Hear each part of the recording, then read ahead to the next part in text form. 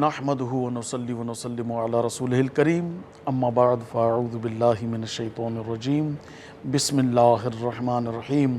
ہر طرح جی وکھان ان رحمان رحیم رب جل جلالہ جلائے جکو عبادت جو اکیلو حقدار آہے ऐं लखें करोड़ें दुरूद सलाम अल्लाह तबारक व ताला जे आख़िरी नबी ऐं समूरनि नबियनि रसूलनि बल्कि तमामु मख़लूक़ात जे सरदार यानी हज़रत मुहम्मद सल्लल्लाहु अलैहि वसल्लम जिन जी ज़ात अक़दस ते ऐं संदन आल ऐं असहाब सगोरनि ते जिन जे सदक़े में अल्लाह ताला असांखे रमज़ान मुबारक जूं बाबरकत घड़ियूं अता फ़रमायूं.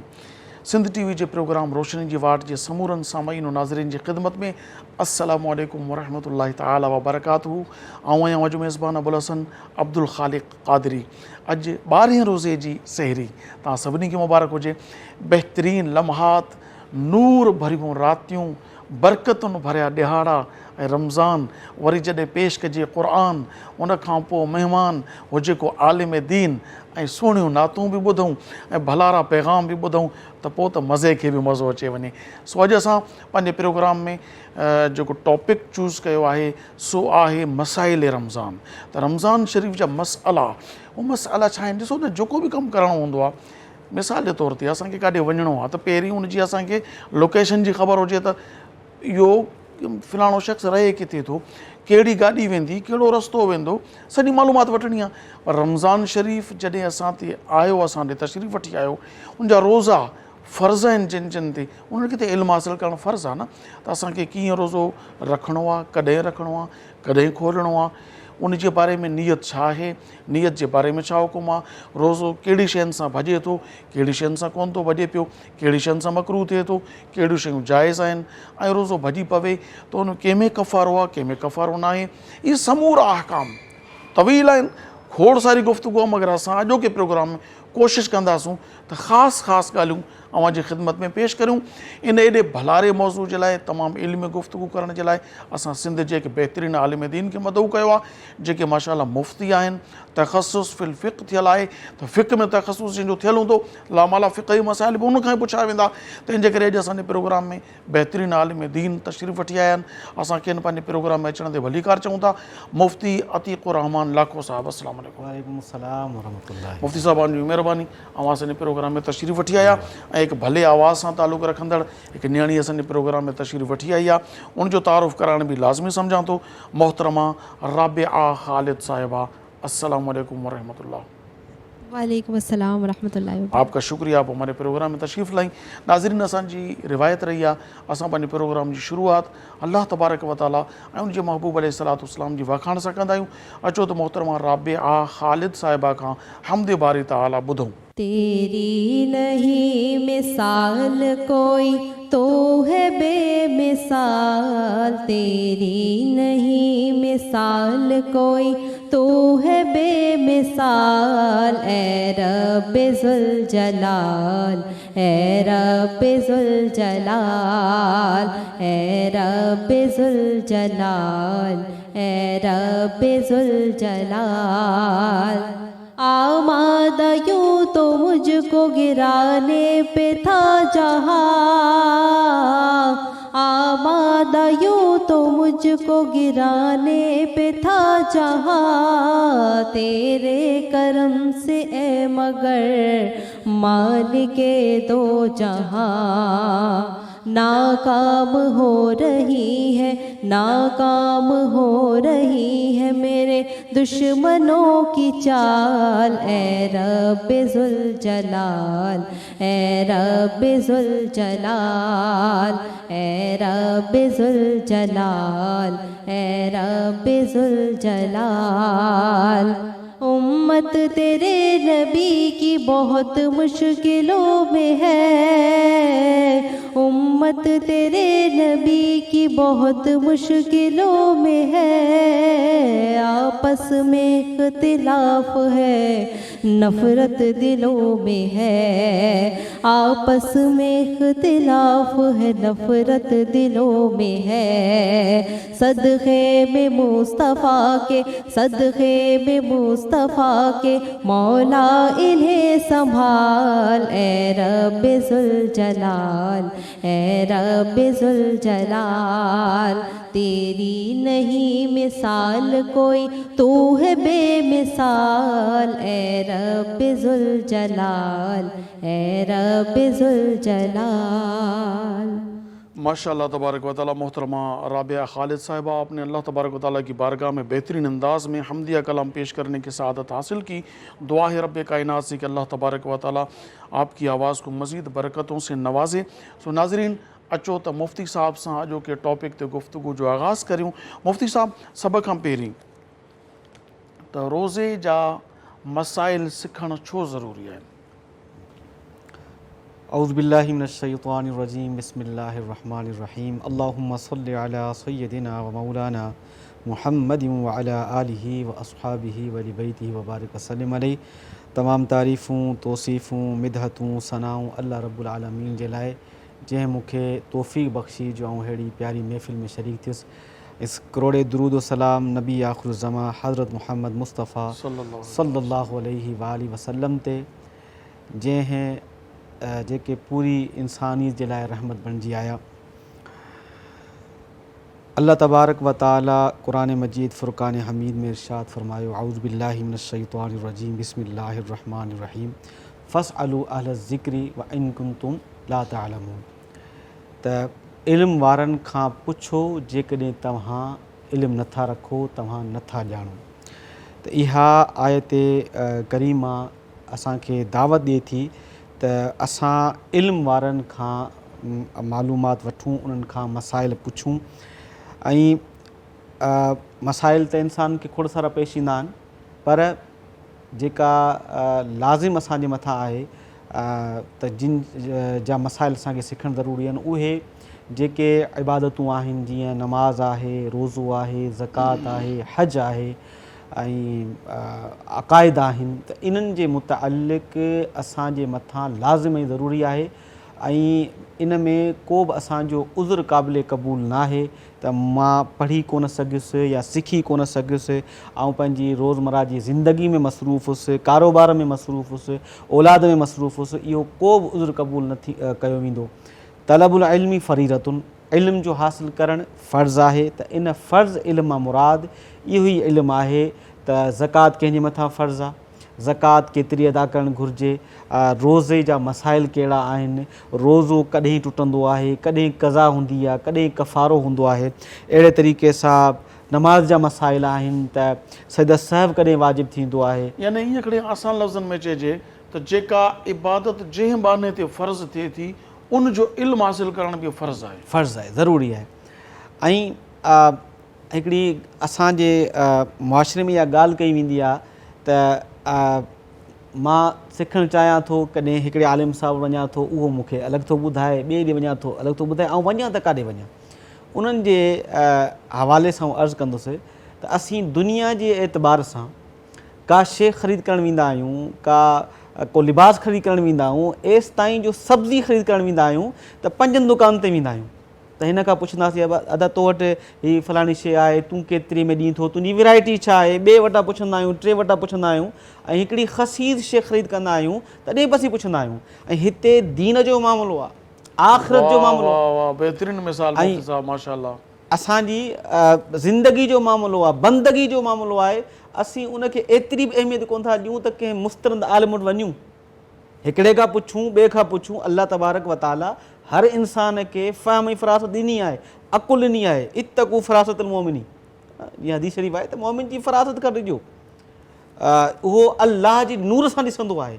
त अल्लाह तबारक व तआला हर इंसान खे अक़ुल ऐं शऊर ऐं फ़रासत ॾिनी आहे। उहो जॾहिं ॿियनि मामलात में इहो सुञाणे सघे थो त हीअ मुंहिंजे लाइ सही न आहे, हीअ मुंहिंजे लाइ ग़लति आहे, त दीन जे मामलात में इंसानु छो थो पंहिंजी जान छॾाए त हीअ हिते मुख़्तलिफ़ ॻाल्हियूं आहिनि, ऐं कहिड़ी तरफ़ वञा। अदा असां सभिनी खे मालूमात वठणु घुरिजे, हिकिड़े आलिम वटि, ॿिए आलिम वटि, 3 आलिम वटि, पोइ तव्हां उनखे जेको आहे ॾिसो तव्हांखे कहिड़ी ॻाल्हि सही पई लॻे, उनजे बारे में तव्हां पाण बि तहक़ीक़ कयो ऐं सिखो। पर उसूली तौर ते जेके मसाइल आहिनि, इहे मसाइल जेके फ़िक़ही मसाइल आहिनि, आइम्मा खां जेके 4 सिलासिल जा आइमा आहिनि उन्हनि जा त हिकिड़ा मुकमल तदवीन मुकमल मौजूदु आहे। 4 मज़ाहिब जेके आहिनि, इमाम अबू हनीफ़ा रहमतुल्लाह, इमाम मालिक रहमतुल्लाह, इमाम अहमद बिन हम्बल, इमाम शाफ़ी रहमतुल्लाह अलैहि, इन्हनि जा पूरा मसालिक मुदव्वन आहिनि। सिर्फ़ु ज़रूरत इहा आहे, उन्हनि बुज़ुर्गनि एॾी वॾी ख़िदमत कई आहे, एॾा किताब लिखिया आहिनि, ज़रूरत इन मर्ज़ी आहे सिर्फ़ु असीं उन्हनि खे पढ़ूं ऐं वञी करे आलिमनि जे साम्हूं मौजूदु थी करे उन्हनि खां सिखण जी कोशिशि कयूं। त इन जे करे असांखे हीअ मसाइला रमज़ान जा रोज़े जा ज़रूरी आहिनि ऐं जॾहिं असांखे मालूमात न हूंदी त ज़ाहिरी ॻाल्हि आहे असां उते कोताही कंदासीं। ऐं ॿी साईं जे हवाले सां अर्ज़ु कयां त असीं मुस्तनद आलिमनि वटि वञूं, मुस्तनद आलिमनि वटि वञूं। जॾहिं असीं डॉक्टर जेको मुस्तनद आहे उन जे लाइ असीं परे परे वेंदा आहियूं त दीन जे लाइ नथा वञी सघूं। ऐं छो त हिन फील्ड सां ताल्लुक़ु आहे त जेके मसाइल अचनि था उहे बि तॾहिं असां आलिमनि जी खे आगाह कयो वेंदो आहे या सवाल कयो वेंदो आहे जॾहिं कॾहिं को मामिलो थी पवंदो आहे या वेड़ थी पवंदी आहे। असां ॾिठो आहे त दारुल इफ्ता जे अंदरि तक़रीबन तलाक जा मसइला या मीरास जा मसइला उहे बि वॾा मसइला त माना जिते वेट झेड़ा थी पिया, जिते उहो माण्हू अटकी पियो आहे त पोइ पंहिंजे मफ़ाद जे लाइ मफ़ाद जे लाइ ऐं एतिरे क़दुरु साईं हाणे मूंखे मुआशिरो रहणु नथो ॾे, मुंहिंजा माइट रहण कोन था ॾियनि, तलाक जो मसइलो आहे त उते अचे थो। हुजणु ईअं घुरिजे त असां ज़िंदगी जे हर शोबे सां जो इस्लाम जो ताल्लुक़ु आहे त उनजो सवाल वञी कयूं, आलिमनि वटि वञूं, सुठनि मुफ़्तियुनि वटि वञी करे पंहिंजे मसाइल बेओशरा जा मसाइल ज़रूरी आहिनि। हिकिड़े कारोबार मुस्लमान जे लाइ जेको कारोबार करे थो, जीअं हदीस शरीफ़ जे अंदरि अचे थो त जेको नेक ऐं ताजिर हूंदो आहे उहो क़यामत जे ॾींहुं हाणे अंबिया अलैहिस्सलाम सां गॾु हूंदो। एॾो मर्तबो एॾो शान छाजे करे हुज़ूर ॿुधायो त उहो जेको आहे सही सुठे तरीक़े सां उनखे सूद जी मालूमात उन घुरिजे, उनखे मुख़्तलिफ़ बे आहिनि उन्हनि जूं मालूमात उनखे बे मुराबा छा आहे, बे छा हूंदो आहे बे यानी की अख़्त जंहिंखे चवंदा आहियूं जंहिंमें पाण इन ख़रीदो फ़रोख़्त अख़्त उहो उन जे बारे में मालूमात ईजाब व क़बूल उन में थींदो आहे ऐं उन में रोयत जा मसाइल हूंदा आहिनि। इहे सभु जेके अॼुकल्ह उन्हनि खे इस्तेमालु त ज़रूरु थींदो आहे पर मालूमात घटि हूंदी आहे दीनी हवाले सां। त हिकिड़े फ़रोख़्त ख़रीदो फ़रोख़्त करण सां जेको ताल्लुक़ु रखे थो कारोबारी माण्हू उनखे मालूमात हुजणु ज़रूरी आहे ताकी पोइ उनजी जेको ख़रीदो फ़रोख़्त आहे उहा दीन जे मुताबिक़ थिए, हर शइ दीन जे मुताबिक़ हुजणु घुरिजे। असां वटि इहो हूंदो आहे त दीन जो ताल्लुक़ु असां मस्जिद सां जोड़े छॾियो आहे। मस्जिद में आयासीं, नमाज़ पढ़ी, मस्जिद ऐं मौलवी साहिब मौलवीअ खे दीन ते अमल करिणो आहे ऐं मस्जिद सां दीन सां ताल्लुक़ु रखिणो आहे, उन खां निकितासीं।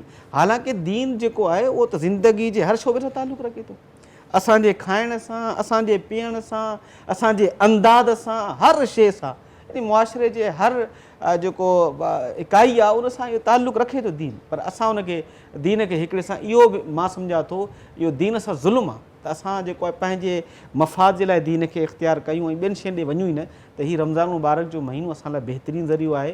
तफ़ासीर क़ुरान खे पढ़ूं, मसाइल जी किताबनि खे पढ़ूं, आलिम वटि वञी सिखूं। इन जे करे असां लाइ ज़रूरी आहे त रोज़नि जा मसइला असां ज़रूरु सिखूं। मुफ़्ती साहिबु अर्ज़ु इहो आहे त कंहिं शख़्स खे सहरी त कई हुन, मर्द आहे या औरत आहे, मगर नियत करणु विसरी वियो त हाणे रोज़ो थींदो या न, छो त नियत पोइ यादि आयो अड़े रोज़ो त बंदि थी वियो, मां त नियत कई न रोज़ो बंदि करण जी, त हाणे इजाज़त आहे कुझु खाई पी वठे या रोज़ो थी वियो।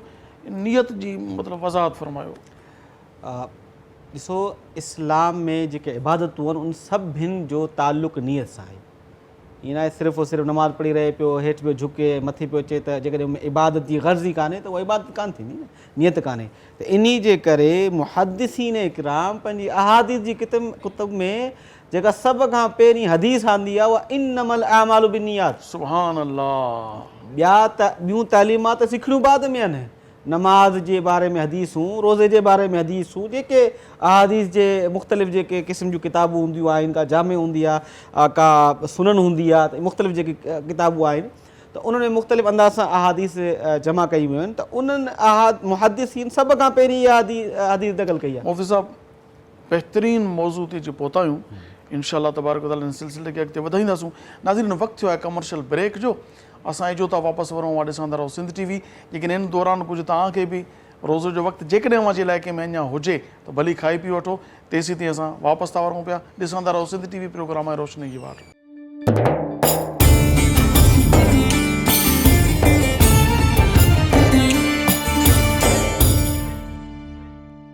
भलीकार नाज़रीन, नवां ॾिसी रहिया आहियो सिंध TV प्रोग्राम आहे रोशनी जी वाट, ऐं अॼु 12हें रोज़े जी सहरी जी नशरियात में असां नज़रुनि जी मुलाक़ात बि करियूं था ऐं मुफ़्ती साहिब खां फ़िक़ही मसाइल बि मालूम करियूं था।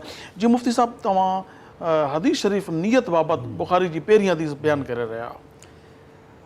इन्नमल आमालु बिन्नियात, जेको अमलनि जो दारो मदार आहे उहो नियतुनि जे मथां आहे। त इन जे करे का बि इबादत जेकॾहिं बग़ैर नियत जे कजे थी त उहा क़बूल कान थींदी। नियत ज़रूरी आहे ऐं लाज़िमी आहे। अहिड़े तरीक़े सां जेके रोज़ा आहिनि उन्हनि जी बि नियत ज़रूरी आहे। इन में थोरी हिकिड़ी फ़ुक़हा इकराम तफ़सील बयानु कई आहे, उहा ईअं त जेके रमज़ान जा अदा रोज़ा आहिनि ऐं नफ़ली रोज़ा आहिनि, इन जी जेका नियत आहे उहा तव्हां सूरज ग़ुरूब थियण, सिज लहण खां वठी करे सुबुह सादिक ताईं, यानी सेरी जो टाइम जेको हूंदो आहे उन वक़्त ताईं तव्हां करे सघो था, ऐं उन खां पोइ जेको आहे निसफ़ नहार शरई ताईं करे सघो था, यानी कि रमज़ान जो अदा रोज़ो ऐं नफ़िल रोज़ो। इन ऐं नज़र जेको आहे मुअय्यन, इहे टे क़िस्म जा रोज़ा आहिनि। इन्हनि में इख़्तियार हूंदो आहे त निसफ़ निहार शरई ताईं तव्हां नियत करे सघो था जेकॾहिं तव्हां सेरी में नाहे कई। जेकॾहिं ॿियो रोज़ो आहे, यानी कि रमज़ान जो क़ज़ा रोज़ो आहे, नज़र ग़ैर मुअय्यन जंहिंखे बास चवंदा आहियूं, इहे रोज़ा आहिनि, त उन जी नियत जेको आहे सिज लहण खां वठी करे जेको सेरी जो इख़्तितामी टाइम हूंदो आहे उन वक़्त ताईं करणु ज़रूरी हूंदो। जेकॾहिं उन वक़्तु न कयो त पोइ नियत तव्हांजी कान थींदी। उनजो इहो ई दौरानियूं आहे। इन में इहा थोरी तफ़सील फ़ुक़हा इकराम बयानु फ़रमाई आहे।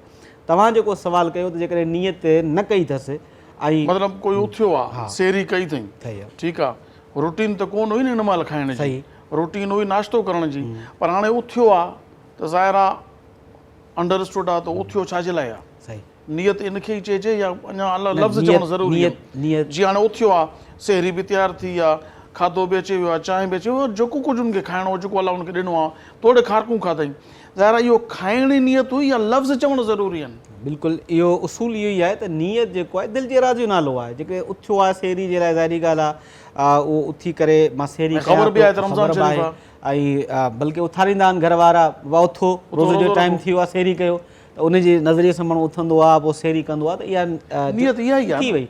पर मुस्तहब इहो आहे त लफ़्ज़ जे ज़रिए नियत कई वञे। फ़ुक़हा इकराम मुस्तहब उहो आहे जेको कजे त सवाब आहे, न कजे त को गुनाह न आहे। इन नियत खणी आसान लफ़्ज़नि में ईअं असां सम्झूं त नियत इहा हुई जो असां उथियासीं, या नियत हुई त उथियासीं। हाणे ईअं थोरो ई थींदो आहे जो असां उथियासीं, खाधोसीं बि ख़बर न हुई, पीतोसीं बि ख़बर न हुई, कहिड़ी दुनिया में हो असां? रमज़ान शरीफ़ हले थो पियो, सभु सेहरी जे लाइ उथिया आहिनि, तव्हां बि सेहरी कई आहे त नियत अंडरस्टूड आहे, थी वई न, नियत थी वई। लफ़्ज़ जेको वबिसो में गदिन नवैतो मिन शहरी रमज़ान, त सुबुह थियण वारे रोज़े जी मां नियत करियां, इहो लफ़्ज़ चवणु मुस्तहब अमल आहे। कजे त बहितर आहे, न कजे त को पुछाणो न आहे, नियत इहा ई हुई जेको तव्हां। उन में इहो बि ज़रूरी कोन्हे त इहे अरबी लफ़्ज़ चया वञनि। जेका ज़बान आहे, जेको इंसानु ॻाल्हाए थो, सिंधी में बि इंसानु नियत करे सघे थो, जेकॾहिं उर्दू उनजी ज़बान आहे त उर्दू में करे सघे थो। अरबी हिकिड़ी अहमियत जी हामिल ज़बान आहे। अरबी उन सूरत में पढ़जे जो माना जी बि ख़बर हुजे, ज़रूरी आहे, ख़बर ई न आहे, मां चवां पोइ नियत बि कान थींदी। जेकॾहिं माना जी ख़बर ई कान्हे त उहो त लफ़्ज़ कढणु थियो, उनजे दिलि में बि इरादो कोन हूंदो, नियत थी न, नियत ई कान थी। जेकॾहिं माना कोन सम्झे, ख़बर ई कान्हे, ईअं जेके सम्झे, बहितर न आहे त पंहिंजी ॿोली में कजे, पंहिंजी ॿोली में सवाब मिलंदो उन ते बि।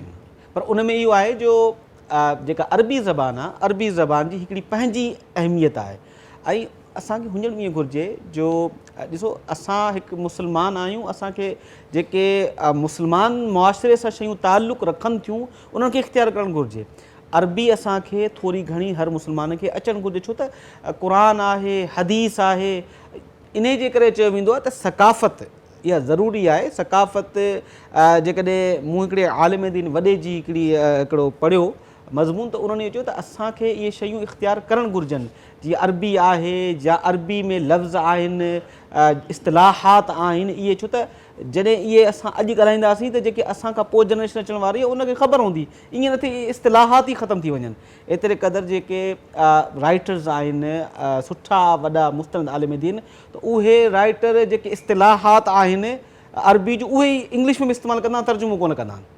इहो हिकिड़ो तरीक़ो आहे, त यानी कि उहो लफ़्ज़ असांखे रहे, उहो फास्टिंग रोज़ो आहे सोम इस्तेमालु कंदा आहिनि, नमाज़ जे लाइ जेको आहे उहो सलाह लफ़्ज़ इस्तेमालु कंदा आहिनि, त उहो उन जे करे ताकी उहे इस्तिलाहात ज़हन में अची वञनि।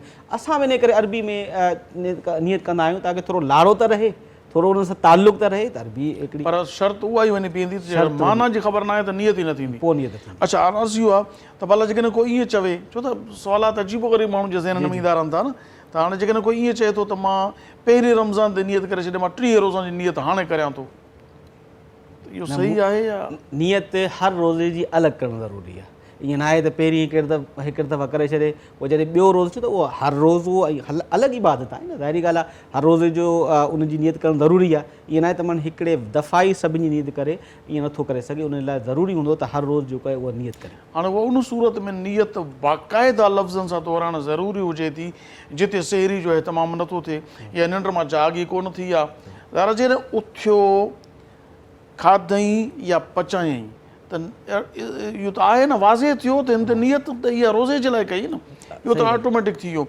हे उन सूरत में आहे जो निंड खां जागी न थी आहे ख़ुदा न ख़ास्ता, ऐं पोइ वरी ॿुधाईंदो उते साईं अॼु मां कुझु खाधो पीतो बि न आहे, हालांकि सहरी सुनत हुई, सुनत खां महरूमी थिए त पशेमान थियणु घुरिजे, न की हिते बयानु करणु घुरिजे त मां सहरी बि न कई आहे। ग़लति रवाज़ आहे, इहो कंदा आहिनि बिल्कुलु, बिल्कुलु तव्हां बहितरीनु ॻाल्हि कई आहे त मूं सहरी कान कई आहे। हालांकि रसूलुल्लाह सल्लल्लाहु अलैहि वसल्लम जो फरमान आहे त सहरी कयो फ़इन फ़ी सुहूरी बरकतूं, वाह वाह वाह, सहरी में बरकत आहे। त इंसान जेकॾहिं कंहिं बरकत खां महरूम थिए त पोइ उनजे मथां उहो ऐलानिया कीअं थो चई सघे, उनखे ईअं न चवणु घुरिजे, बल्कि इहो कोशिशि करणु घुरिजे त सहरी ज़रूरी आहे, इंसान खे जिस्म खे तक़वियत मिले थी, ऐं इहो करणु घुरिजे उनखे।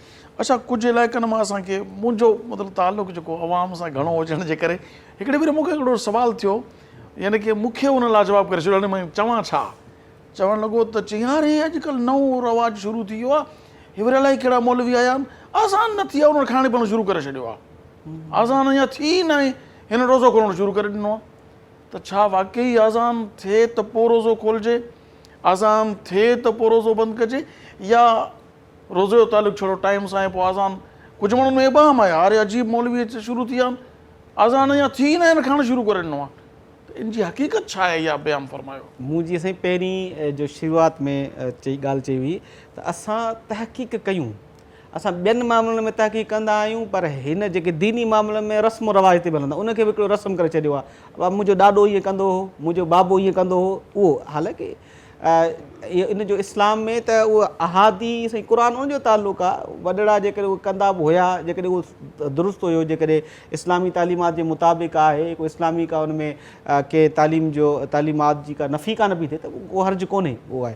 पर सिखणु ज़रूरी आहे, सम्झणु ज़रूरी आहे, उसूल सम्झणु ज़रूरी आहिनि त जेको रोज़े जी इब्तिदा आहे ऐं जेको इख़्तिताम आहे इहो इन जो अज़ान सां को ताल्लुक़ु कोन्हे, अज़ान ॾिनी वेंदी आहे नमाज़ जे लाइ, किथे बि अज़ान त असां हर महीने ॾींदा आहियूं, हर ॾींहुं ॾींदा आहियूं, ॾींहं 5 दफ़ा ॾींदा आहियूं, त उन रोज़े जो त को ताल्लुक़ु कोन हूंदो न, अज़ान जो ताल्लुक़ु त आहे ई नमाज़ सां। अज़ान जो रोज़े सां को ताल्लुक़ु न आहे, अज़ान में नथो चयो न त रोज़ो खोलो, इन में को लफ़्ज़ न आहे छा अहिड़ो कोई अज़ान में? अहिड़ो त को लफ़्ज़ कोन्हे, अहिड़ो लफ़्ज़ बि न आहे त रोज़ा रखो बंदि कयो खाइण पीअण, अहिड़ो त कुझु ई कोन्हे। छा आहे बाक़ी अज़ान में छा हूंदो आहे? अल्लाह तबारक व तआला जी वॾाई आहे, अल्लाह तबारक व तआला ऐं कामयाबी त हय्या अलस सलाह हय्या अल फलाह, कामयाबी तरफ़, ऐं बाक़ी फजर जी अज़ान में इहो आहे अज़ान में मुराद जेको इज़न आहे उहो नमाज़ जे लाइ आहे, नमाज़ जे लाइ, हय्या अलस सलाह नमाज़ जी तरफ़ जो, उनमें रोज़े जो को ताल्लुक़ु न आहे। भला इन जेको तव्हां वटि दलील आहे त रोज़ो वक़्त ते रखिजे खोलिजे ऐं आज़ान सां ताल्लुक़ु न आहे ताकी वाज़े थी वञे साम्हूं अतीमु सियाम इलल लैल,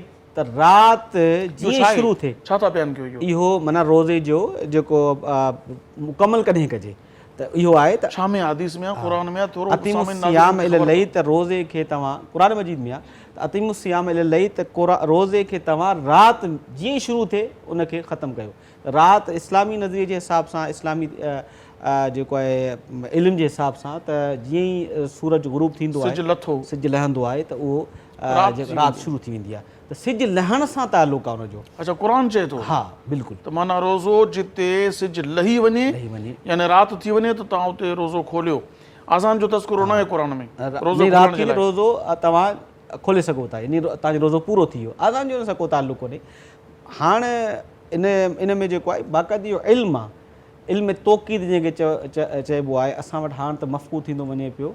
बाक़ाइदे इन में वॾा वॾा एक्सपर्ट आलिम उन्हनि बाक़ाइदे किताब लिखिया इन हवाले सां। इहो इल्मु त फ़र्ज़ किफ़ाया आहे न, कम अज़ कम इहो ज़रूरी आहे। असांखे निस्फ़ नहार शरई ऐं निस्फ़ नहार यानी अधु ॾींहुं शरई ऐं अधु ॾींहुं हूअं जी आम चवंदा इन में फ़र्क़ु वञणु घुरिजे। हाणे निस्फ़ नहार शरई जेको आहे उहो अलॻि आहे ऐं निस्फ़ नहार जेको आम आहे उहो अलॻि आहे। जीअं असां वटि हिते आहे अधु ॾींहुं जेको आहे, ऐं निस्फ़ नहार शरई जो तालुक़ु सुबुह सादिक सां हूंदो आहे, उनखे माण्हू गुरूब आफ्ताब सां कनेक्ट करे पोइ उन में जेको अधु थिए थो उहो निस्फ़ नहार शरई आहे। इहो बि ज़रूरी आहे। पोइ उन जेके दावा कुबरा चयो वेंदो आहे, इहो इल्मु सिखणु ज़रूरी आहे। खोड़ सचो त इबादतुनि जो ताल्लुक़ु चंड सां आहे ऐं इबादतुनि जो ताल्लुक़ु वक़्त सां आहे। नमाज़ूं जेके आहिनि उहे सभु उनजो ताल्लुक़ु वक़्त सां। जेकॾहिं अॼु जे दौर में घड़ियूं आहिनि, इहो हिकिड़ो असांजे जे लाइ, पर नमाज़ुनि जा औक़ात घड़ियुनि जा मोहताज कोन्हनि। को अहिड़ो वक़्तु बची सघे थो, किथे को अहिड़ो माण्हू बि हूंदा त जिते इहे घड़ियूं मुयसरु कोन हूंदियूं, इहे जेके पूरा नक्शा ठहियल इहे मुयसरु कोन हूंदा, उहो उन लाइ छा उहो वक़्तु नमाज़ न पढ़ंदो? भला मुफ़्ती साहिबु अर्ज़ु आहे हिकिड़ो थोरो, भला हाणे जेकॾहिं ईअं सोचूं था त अलाह त असांजो आहे न, ईमान असां रखियो आहे हुन ते, जेकॾहिं कोई चवे हीउ सुवालु मुंहिंजो न ज़रूरु न मां थो करियां, मां तर्जुमानी करियां थो पुछंदड़नि जी, अलाह बि असांजो आहे, उन ई रोज़ा फ़र्ज़ु कया आहिनि। हाणे मूंखे देरि जाग थी आहे, जेकॾहिं 2-3 मिंट मां सुबुह थी वञण खां पोइ खाई वरितमि त पोइ अलाह मुंहिंजो रोज़ो क़बूलु न कंदो, मुंहिंजो रब आहे। पोइ घर में चयूं था खा खा खा, अलाह क़बूलु कंदो, को मसइलो न आहे, छॾ मौलवियुनि खे, अञा आज़ान थिए थी, पाड़े वारी आज़ान थी आहे, उहो परियों वारी आज़ान न थी आहे, उहा थिए त पोइ भला इन सूरत में त अलाह त क़बूलु करण वारो न, भला तव्हां सख़्ती छो कई आहे मौलवियुनि बाबा? आख़िर ॾिसो उसूल जेके आहिनि इहे जेके मसाइल आहिनि इहे असां जेको मुफ़्ती हूंदो आहे उहो ज़ाहिर जे हिसाब सां कंदो आहे। अलाह क़बूलु करे थो नथो करे इहा त पोइ क़यामत में ख़बर पवंदी। त हिकिड़ो जेकॾहिं ज़ाहिरी तौर ते मुंहिंजे साम्हूं सभु करे पियो ऐं उनजे बारे में आउं कीअं थो चई सघां त अलाह तबारक ताला तुंहिंजो क़बूलु करे थो? मिसाल जे तौर ते मां ॿिज पोखियां सारी ऐं चवां कणिक अलाह ताला पैदा नथो करे सघे, छा करे त सघे थो, पर कंदो आहे। पर ईअं जेके मिसाल जे तौर ते असां सारी पोखूं, चांवर पोखियूं ऐं अलाह इहा उमेदु रखूं त अलाह ताला कणिक पैदा करे सघे थो, करे त सघे थो, इन जो इनकार न आहे, पर कंदो आहे ईअं थींदो न आहे। आदि तौर ते ईअं न आहे थींदो, ईअं इहे माना यूनिवर्सल ट्रुथ जेके आहिनि जीअं मतिलबु जेकी हक़ीक़त आहे उनखे तस्लीम करणु घुरिजे। जॾहिं रोज़े जो वक़्तु ख़तमु थी वियो त माना ख़तमु थी वियो। ऐं हाणे हरू भरू जे लाइ माण्हू कोई उमेदु रखी वेठो हुजे त न न न तूं खा अलाह ताला बल्कि जेकॾहिं तख़फ़ीफ़ इन सां चवे थो, तख़फ़ीफ़ यानी कि रोज़ो का एॾी वॾी अहमियत कान्हे, हल्को वठणु, हल्को वठे थो त पोइ त उहो इस्लाम जे दायरे खां ई निकिरी वेंदो। एॾो वॾो इन में इहो आहे त जेकॾहिं उहो सम्झे थो त हीअ का एॾी अहमियत कान्हे ऐं इन जो को अहिड़ो कोन्हे, भले पियो खाए पीए रोज़ो थींदो रहंदो आहे, त अहिड़ी तरीक़े सां अल्फाज़ ऐं अहिड़े तरीक़े सां उनखे हल्को वठणु, यानी कि अलाह तबारक व ताला जी अहकामनि खे उन हल्को वरितो। ऐं जेके इहे उसूल आहिनि इहे त अहादीस खां साबित आहिनि। ऐं हदीस छा आहे? हदीस जेका गैर मतलूब आहे उहो रसूल सल्लल्लाहु अलैहि वसल्लम जो फरमान आहे। अल्लाह तबारक व ताला जी वही जेका आहे गैर मतलूब रसूल सल्लल्लाहु अलैहि वसल्लम जो फरमान आहे, उहो बि त हिकिड़ो क़िस्म ई आहे न। ऐं उहो अल्लाह तबारक व ताला नबी करीम सल्लल्लाहु अलैहि वसल्लम खे उहे अहादीस जी सूरत में इहे फरामीन जेके ॾिना आहिनि उहे बि असां लाइ ज़रूरी आहिनि, लाज़िम आहिनि। ऐं खोड़ सारा अहिड़ा अहकाम आहिनि जेके हदीस में साबित थींदा आहिनि, हदीस मुतवातिर ऐं ॿियूं जेके हदीसूं आहिनि जेके ऑथेंटिक हदीसूं आहिनि उन में साबित थींदा। त पोइ त इहो त हदीस जो ईमान ई कोन्ह थियो असांजो, ऐं हदीस ते ईमान न आणण सां पोइ त असांजो ईमान ई कंप्लीट न थींदो। इन जे करे मुफ़्तियान इकराम जेके हूंदा आहिनि उहे ज़ाहिर ते फ़तवो ॾींदा आहिनि। हाणे क़बूलु थियण वारो न थियण वारो अल्लाह तबारक व ताला जो मामिलो आहे। जेकॾहिं असांजे साम्हूं सुवालु ईंदो त असीं ज़ाहिर जे हिसाब सां उनखे उनजो जवाबु, जंहिंमें तव्हां उमेदु रखो था असां उनजो फरमान ॿुधायूं था, तव्हां रुॻो उमेद ते इहो कमु करियो था त कंदो संदसि मर्ज़ी, असां इहो था ॿुधायूं जेको उन अॻु में ई तव्हांजे लाइ चई छॾियो आहे त मुंहिंजो हुकुम ईअं अथव हीअं करियो। पोइ हाणे तव्हां हुनजे हुकुम खे मञो या पंहिंजे तरफ़ां खां उमेदु रखी वेठा हुजो, तव्हांजी मर्ज़ी आहे। मुफ़्ती साहिबु हिकिड़ो ॿियो हिकु चुभंदड़ या लॻंदड़ सुवालु आम तौर ते हिकिड़ी शइ ॾिठी वई आहे त कुझु माण्हू मुंहुं फट हुजनि था। मुंहुं फट में मुराद ॻाल्हाइण महिल उन्हनि खे तमीज़ न आहे त छा थो ॻाल्हायां, उन्हनि खे अहसासु न आहे त कहिड़े ॻाल्हि कहिड़े मौज़ू कहिड़े टॉपिक ते कीअं ॻाल्हाइजे। पर उहो उनजी तबियत में मश्करी, बेजा मज़ाक, कॾहिं दिलि आज़ारी थी वञे, कॾहिं छा थी वञे, मगर आम तौर ते हिकिड़ो अहिड़ो माण्हू जेके ॾिठा विया आहिनि जे माण्हुनि खे खिलाइण जे लाइ साईं एॾो ख़बर काऊं रोज़ो आहे चई न रखूंसि न कज़ा कयूंसि। इन जो सुवाल जो जवाबु मां तव्हांखां वठंदुसि। वक़्तु थियो आहे कमर्शियल ब्रेक जो। नाज़रीन, हीउ सुवालु अहम आहे, ज़रूरु ॾिसजो। नंढिड़ो हिकिड़ो कमर्शियल ब्रेक आहे, इजो था वापसि वञूं आहे ॾिसंदा रहो सिंध टीवी प्रोग्राम है रोशनी जी वाट।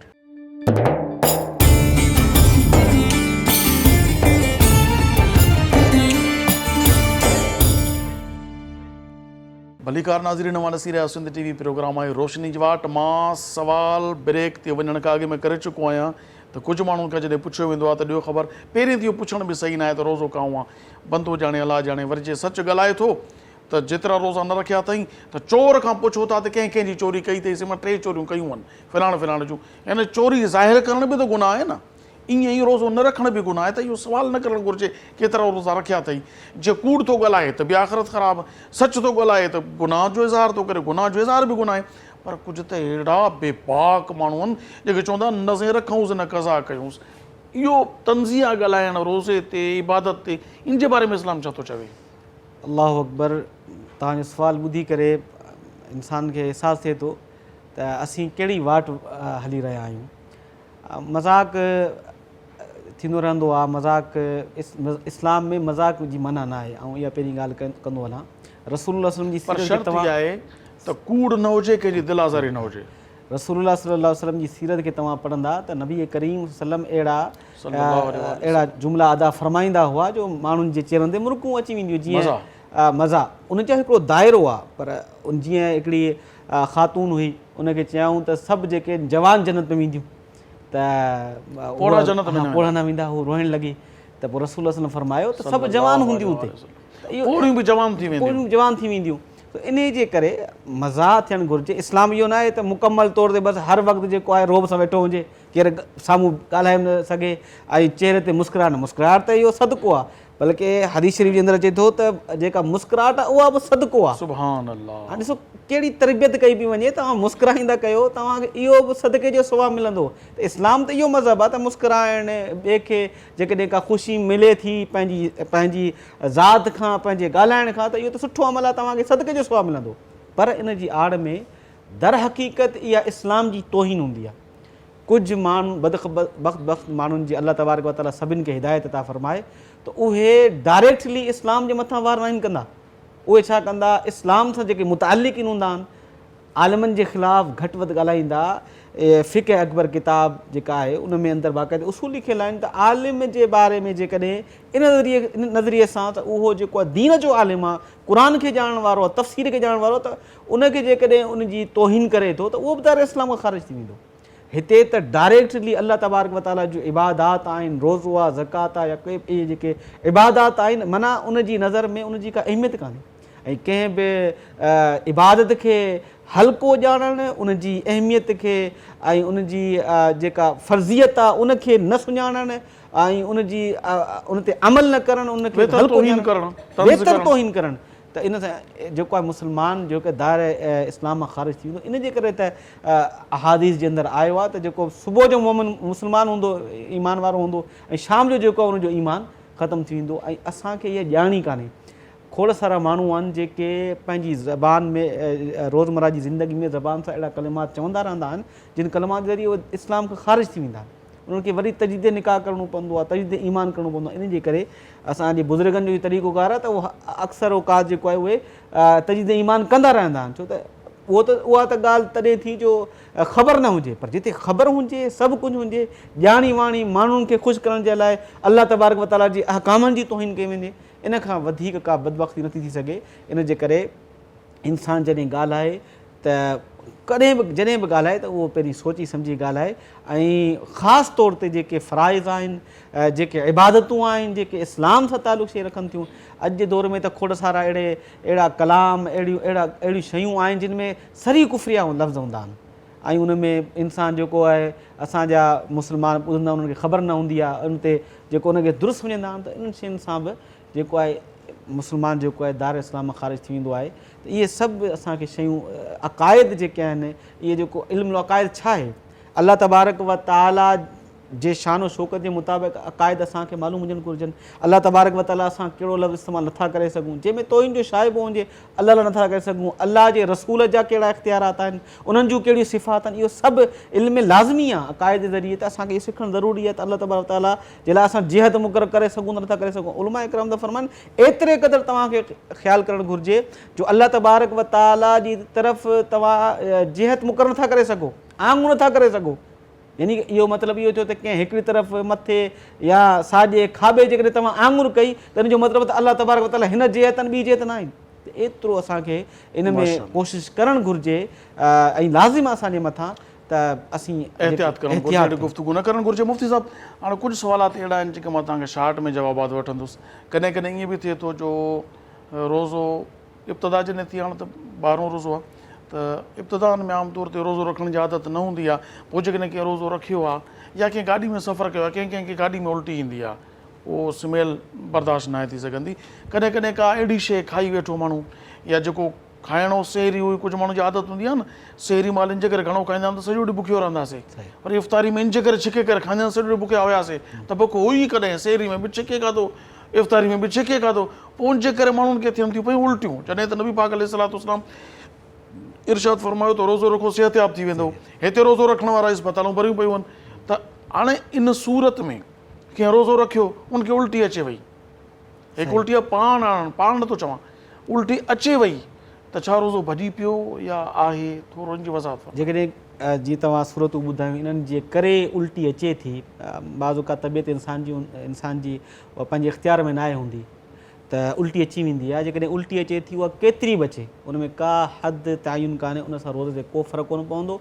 उसूल इहो आहे त का शइ दाख़िल करण सां त हिन में त का शइ दाख़िल थिए ई कान पई। ऐं ॿी ॻाल्हि इहा आहे जो इहा त हिकिड़ी इंसान जी तबियत आहे त जेकॾहिं उल्टी अचे थी त उन में उन इंसान जो त को क़सूर न आहे न, बाज़ औक़ात थी वेंदो आहे अहिड़ो माहौल ॾिठो त अलाह तबारक व ताला ईअं कीअं मुकलिफ़ कंदो हुनखे त उहो रोज़ो टुटी पवे हुनजो। इन जे करे जेकॾहिं पाण उल्टी अचे थी कंहिं शइ खे ॾिसण सां या को तबियत में अहिड़ो मसइलो थी वियो आहे त उन सां भले जेतिरी बि अचे रोज़ो नाहे टुटंदो।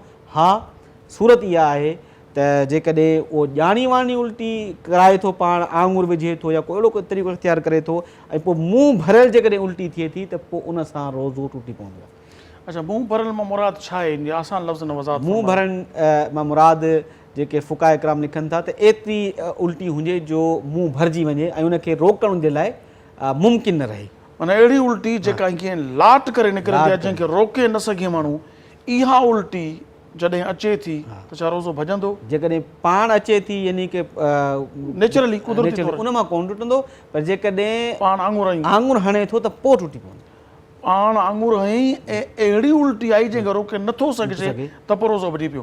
छा अहिड़ी सूरत आहे त रोज़ो पंहिंजो मुंहुं भर वारी उल्टी बि न आई पर थोरी उल्टी आई पोइ बि रोज़ो भॼी पियो, अहिड़ी का सूरत आहे?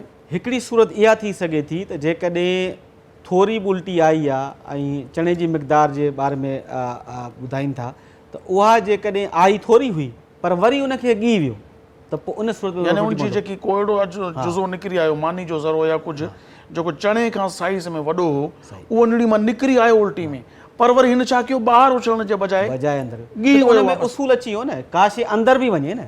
हिते उल्टी सां न वई बल्कि अंदरि वञण जे करे रोज़ो टुटो आहे। ऐं उन में बि हिकिड़ी इहा शर्त अथव त उल्टी जेका आहे उहा खाधे वग़ैरह जी हुजे। जेकॾहिं सिर्फ़ु बलगम आहे त पोइ उन सां रोज़े से को फ़र्क़ु कोन पवंदो आहे। अहिड़ी उल्टी जंहिंमें सिर्फ़ु बलगम आहे उन सां रोज़ो पोइ बि न वेंदो। उन में खाधे जो ज़रो या सफ़रा जंहिंखे चवंदा आहियूं जेका खाधे जी हूंदी आहे त उहा उल्टी उनखे शुमारु कयो वेंदो, बाक़ी बलगम वग़ैरह उनखे उल्टी कोन शुमारु कयो वेंदो। अच्छा मुफ़्ती साहिबु, डायलिसिस हिकिड़ो मर्ज़ आहे, अल्लाह पाक पंहिंजी पनाह में रखे हर हिकु इंसान खे इन तकलीफ़ुनि खां बचाए। डायलिसिस में भला छा रोज़ो वञे थो?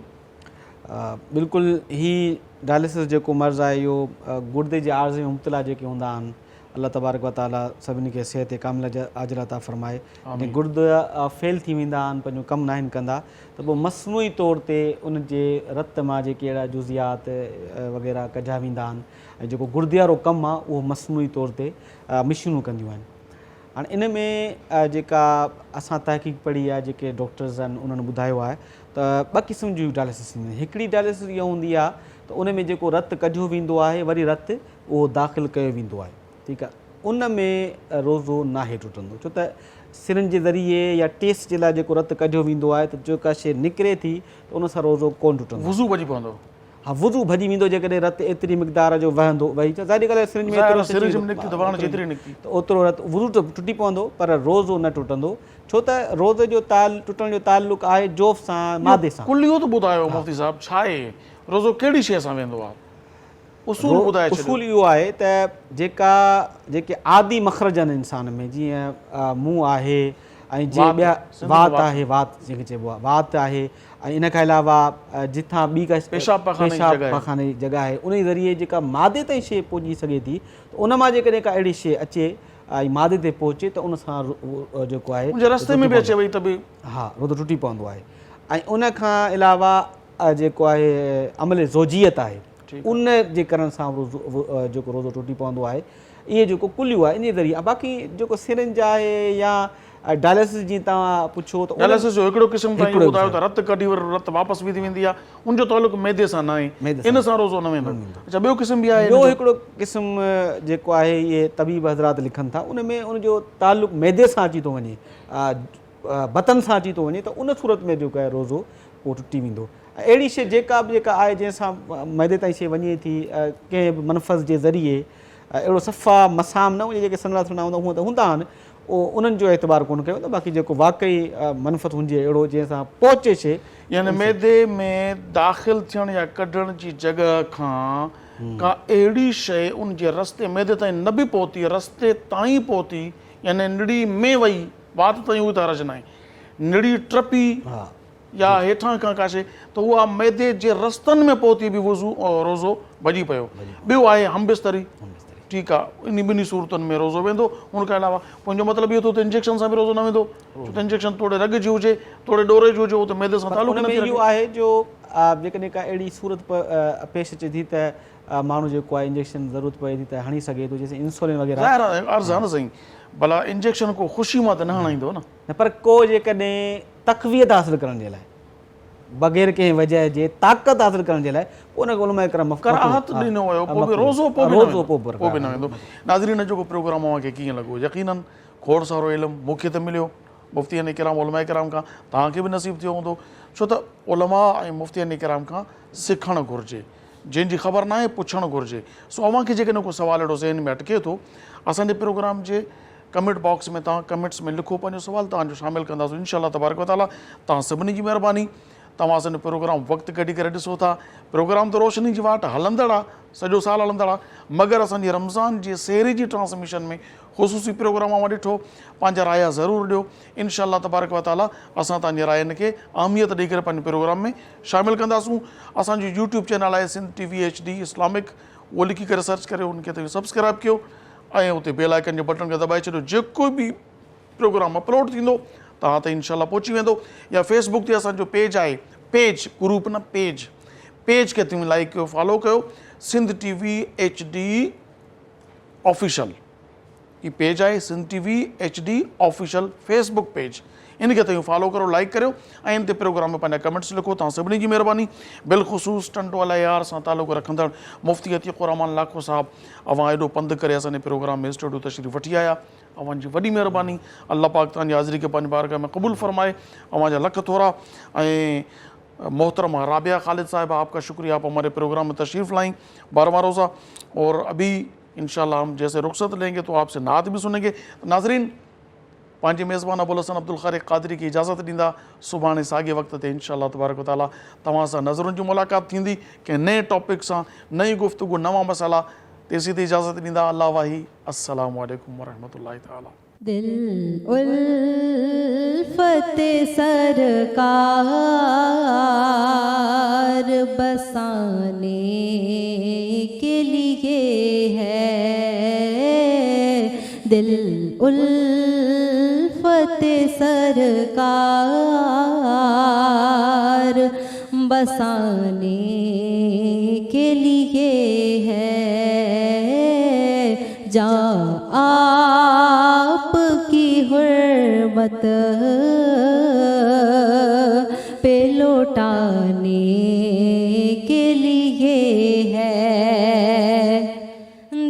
کہنے لگا کرتے ہی گنبد کا نظارہ، دل کہنے لگا کرتے ہی گنبد کا نظارہ، یہ نقش تو آنکھوں میں بسانے کے لیے ہے، یہ نقش تو آنکھوں میں بسانے کے لیے ہے، اور پیغام سناتی ہے یہی عیدت ہی، عزت میرے آقا کے گھرانے کے لیے ہے، ہم امتی ان کے ہیں تو کیسے رہے محروم، جب ان کا کرم سارے زمانے کے لیے ہے، جہاں آپ کی حرمت پہ لٹانے کے لیے ہے۔ سبسکرائب करियो असांजो official YouTube channel Sindh TV HD Islamic ऐं वधीक अपडेट लाइ बेल आइकन ते क्लिक करियो।